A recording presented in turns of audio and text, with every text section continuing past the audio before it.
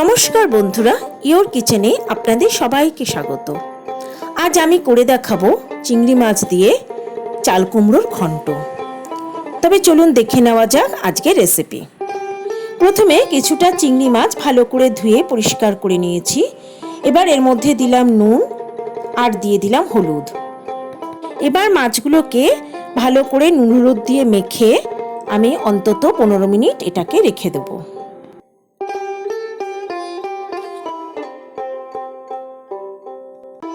চাল কুমড়োকে খোলা ছাড়িয়ে বড় বড় টুকরো করে কেটে নিতে হবে।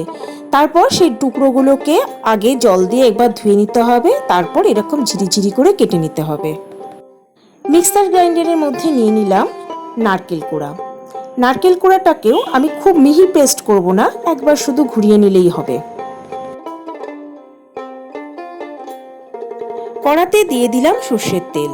তেল গরম হতে এর মধ্যে দিয়ে দিলাম চিংড়ি মাছ। চিংড়ি মাছগুলোকে নাড়াচাড়া করে একটু লাল লাল করে ভেজে নিতে হবে। আমার সকল দর্শক বন্ধুদের কাছে আন্তরিক অনুরোধ রইল আমার চ্যানেলটা সাবস্ক্রাইব করার। চিংড়ি মাছ ভাজা হয়ে গেছে, এবার এগুলোকে আমি কড়া থেকে তুলে নিলাম। চিংড়ি মাছ ভাজার তেলটাকেও আমি কড়া থেকে তুলে নেব, এটা আমি পরে ইউজ করব।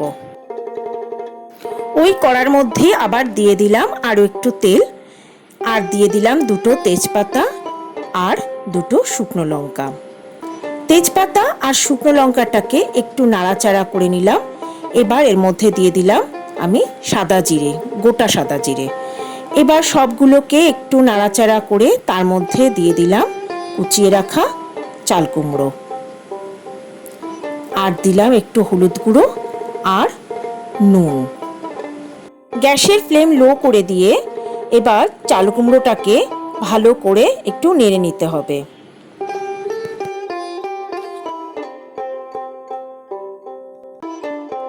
এবার ঢাকা দিয়ে এটাকে মিনিট 5 রান্না হতে দেব।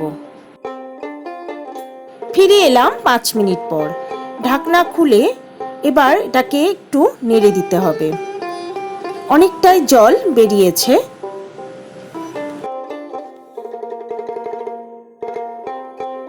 এবার এর মধ্যে দিয়ে দেব ভেজে রাখা চিংড়ি মাছগুলো। চাল কুমড়ো আর চিংড়ি মাছটাকে খুব ভালো করে নেড়ে চেড়ে মিশিয়ে দিলাম। এবার এর মধ্যে দিয়ে দিলাম কয়েকটা কাঁচা লঙ্কা। এই রান্নায় আর অন্য কোনো মশলার কোনো প্রয়োজন হয় না। এবার এটাকে আমি ঢাকা দিয়ে দিলাম। আবার এটাকে ঢাকা দিয়ে 2 মিনিটের মতো রান্না হতে দেব। ফিরে এলাম 2 মিনিট পর। ঢাকা খুলে এটাকে এবার ভালো করে একটু নেড়ে দিতে হবে। এই তরকারিটা যেহেতু একটু মিষ্টি মিষ্টি খেতে ভালো লাগে, তাই এর মধ্যে আমি দিয়ে দিলাম 1.5 চামচ চিনি। এবার সবকিছুকে একটু নেড়ে চেড়ে নিয়ে এবার এর মধ্যে দিয়ে দেব নারকেল কোড়া। এবার এটাকে খুব ভালো করে একবার নেড়ে নিতে হবে। সব শেষে এর মধ্যে দিয়ে দিলাম চিংড়ি মাছ ভেজে রাখার তেলটা। এটা রান্নায় একটা খুব সুন্দর গন্ধ অ্যাড করে। এবার আমি গ্যাসের ফ্লেম বন্ধ করে দিব। তৈরি হয়ে গেল আমার আজকের রেসিপি চিংড়ি মাছ দিয়ে চাল কুমড়োর ঘন্ট। রান্নাটা ভালো লাগলে একটা লাইক, কমেন্ট ও শেয়ার করার কথা ভুলবেন না বন্ধুরা। And please subscribe my channel. তবে আজকের মতো এখানেই শেষ করছি। নমস্কার।